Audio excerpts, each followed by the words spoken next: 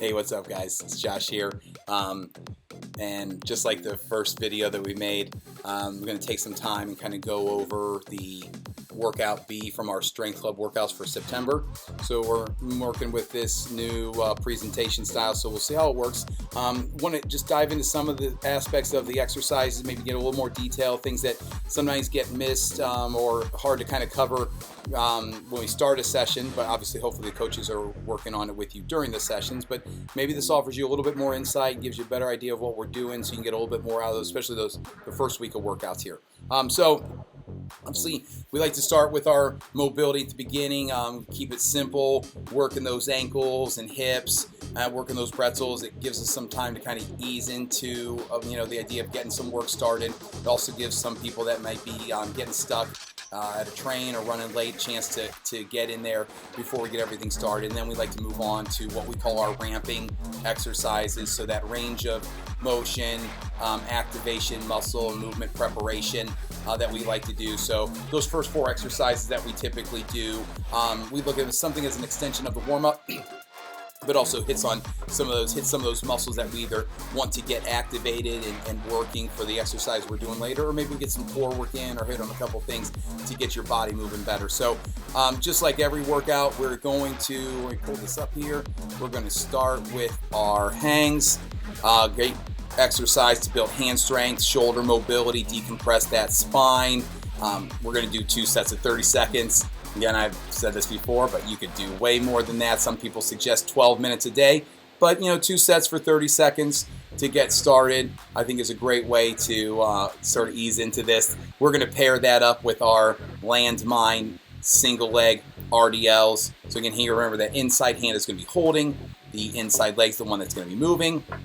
I think this exercise is awesome, mostly because so many people can do it well. The landmine offers a little bit of support if you're losing your balance, but also provides a little bit of resistance there as we drive back up out of that single leg deadlift here.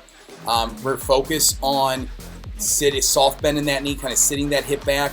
You can always touch that back foot down if you need to as well. So there are progressions here, starting with keeping that foot on the floor and then focusing on hinging at the hip. So we're not squatting here. It's not a lunge. That back leg stays basically as straight as possible. As we take that hand down toward that foot, you're going to feel that stretch through the hamstring and the glute on the way down, and then drive that heel on the floor, squeeze that glute as tight as you can on the way up. So we're going to do 2 sets of those, match those up back to back. You don't necessarily need to add weight to the landmine bars.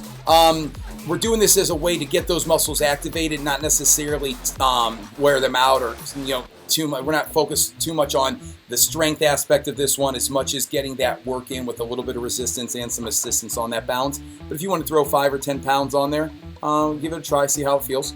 So we got 2 sets of those. The other 2 pairings that we have here, we are going to have our band half kneeling chops.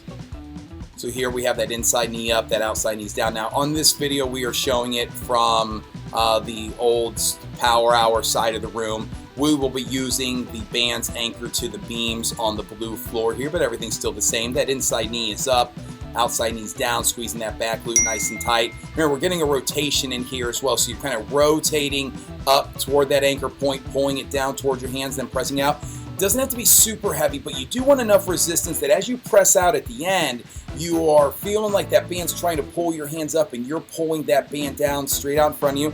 This is great to get to separate the thoracic spine and the upper body from the lower body, so we get a nice hip flexor stretch as we're working this. We also get some thoracic mobility here and some core work here as well. So again, nice integrated exercise that is easy to make a little bit, it's very simple to make it a little bit easier by scooting a little closer to the anchor point, or making it a little more challenging by scooting a little bit further away. And we'll get a set in on each side, and we are going to pair that up with our army crawls this month.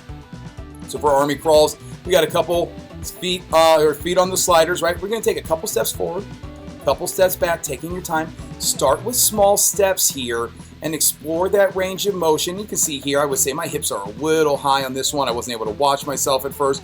My cue to myself here would be to drop those hips just a little bit, keep those glutes squeezed nice and tight. We're going to go for 30 seconds, so you're just going to go back and forth, a couple steps forward, a couple steps back. If you need to at any point, you can also just focus on your plank here and go down to your knees at any point if you need to. Come back up when you're ready, and try to get as much out of that 30 seconds as you can there.